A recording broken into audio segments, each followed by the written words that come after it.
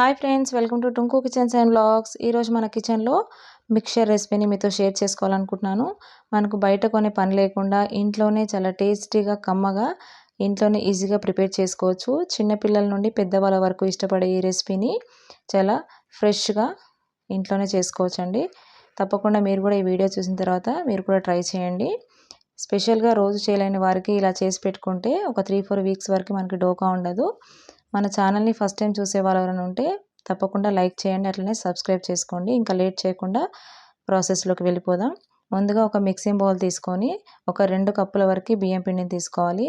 ఈ బియ్యం పిండి ముందుగానే జల్లెడలో జల్లించి తీసుకోవాలి. పిండి అట్లా తీసుకున్న పిండిలో ఒక 1/2 స్పూన్ సాల్ట్, 1/4 టీ స్పూన్ పసుపు, 1 స్పూన్ కారం వేసుకొని ఫస్ట్ ఈ పొడి పిండి ఇవన్నీ ఒకసారి స్పూన్తో కలుపుకోవాలి. ఇలా అంతా ఒకసారి పిండిలో మిక్స్ అయిన తర్వాత కొద్దిగా వాటర్ వేసుకుంటూ పిండి అనేది కలుపుకోవాలి. ఇక్కడ మనం ఫస్ట్ సేవ్ చేసుకుంటాం కాబట్టి పిండి అనేది చాలా సాఫ్ట్గా కలుపుకోవాలి. నీళ్ళు వేడి నీళ్ళు అనే ఏం లేదు, లేకపోతే చల్లనీళ్ళైనా కూడా వేసి కలుపుకోవచ్చు. నేను ఇక్కడ చూపించే విధంగా బాగా కలుపుకోవాలి. ఇలా పిండి మనకు ఈ కన్సిస్టెన్సీలో ఉంటే సరిపోతుంది. ఇలా కలుపుకున్న పిండిని పక్కన పెట్టేసుకోవాలి. ఇంకొక బౌల్ తీసుకొని అందులో ఇంకొక కప్పు శనగపిండిని తీసుకోవాలి. ఈ పిండి కూడా జల్లించి తీసుకోవాలి. ఇలా తీసుకున్న పిండిలో 1/2 స్పూన్ సాల్ట్, 1/4 టీ స్పూన్ పసుపు, 1 స్పూన్ కారం, ఇందులో ఎక్స్ట్రాగా అంటే ఒక 1/2 కప్పు బియ్య పిండి తీసుకోవాలి. ఈ పిండి తీసుకోవడం వల్ల మనకు బూందీ అనేది క్రిస్పీగా వస్తుంది. అట్లనే ఒక 2 స్పూన్ల ఆయిల్ వేడి చేసింది తీసుకోవాలి. ఇక్కడ ఆయిల్ బదులు తినే సోడా కూడా ఒక చిటికెడు వేసుకుంటే సరిపోతుంది.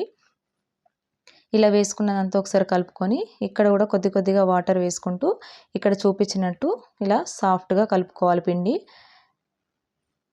ఇలా ఈ థిక్నెస్తో ఉంటే సరిపోతుంది పిండి. మరీ గట్టిగా కాదు, మరీ పలచగా కాకుండా ఇలా మీడియంగా కలుపుకొని ఇది కూడా పిండి పక్కన పెట్టుకోవాలి.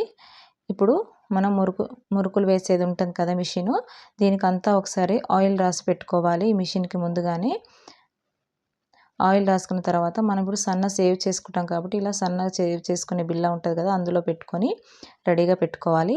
మనం ముందుగా కలిపి పెట్టుకున్న పిండిని ఇలా సిలిండర్ షేప్లో చేసుకొని ఈ పిండి అంతా ఇందులో వేసుకొని మనం సేవ్ అనేది వేసుకోవాలి.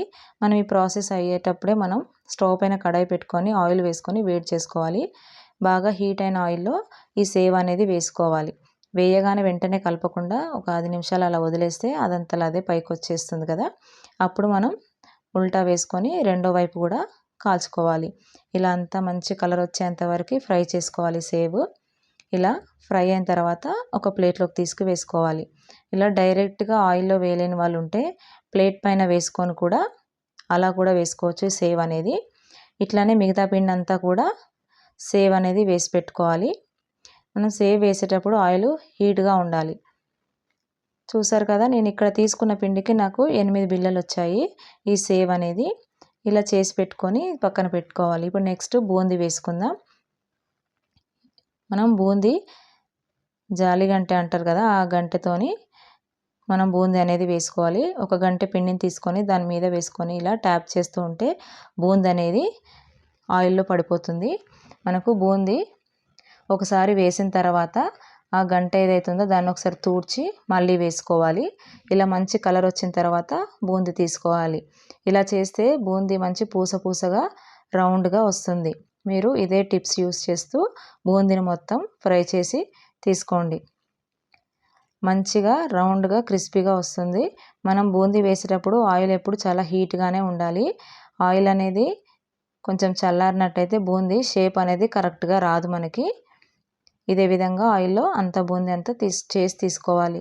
చూసారు కదా ఎంత క్రిస్పీగా రౌండ్గా వచ్చింది ఈ బూందీ. ఇప్పుడు ఇదే ఆయిల్లోకి ఒక 1/2 కప్పు వరకు మొక్కజొన్న చిప్స్ అంటాం కదా, అవి కూడా వేసుకొని ఇవి కూడా మంచిగా ఫ్రై చేసి తీసుకోవాలి. ఇప్పుడు మనం మిక్చర్ చేసేటప్పుడు మనం ఏది ఫ్రై చేసినా కూడా ఆయిల్ అనేది హీట్గా ఉండాలి. మంట అనేది హై ఫ్లేమ్లోనే పెట్టుకొని చేసుకోవాలి. ఇప్పుడు ఇదే ఆయిల్లో ఇంకొక 1/2 కప్పు పోహా అంటాం కదా అటుకులు, ఇది సన్న అటుకులు కాకుండా కొంచెం దొడ్డ అటుకులు తీసుకోవాలి. మనం ఉప్మా చేసుకుంటాం కదా ఆ అటుకులు అనమాట.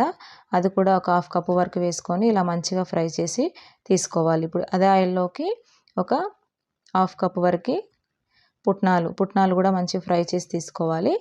అట్లనే ఒక హాఫ్ కప్పు పల్లీలు కూడా మంచి కలర్ వచ్చేంత వరకు ఎర్రగా ఫ్రై అయ్యేదాకా వేయించుకొని తీసుకోవాలి. ఇప్పుడు ఇదే ఆయిల్లోకి ఒక ఎల్లిగడ్డ మొత్తం ఇలా పొట్టుతోనే దంచి మంచిగా రెడ్ కలర్ అయ్యేంత వరకు మంచిగా ఫ్రై చేసి తీసుకోవాలి.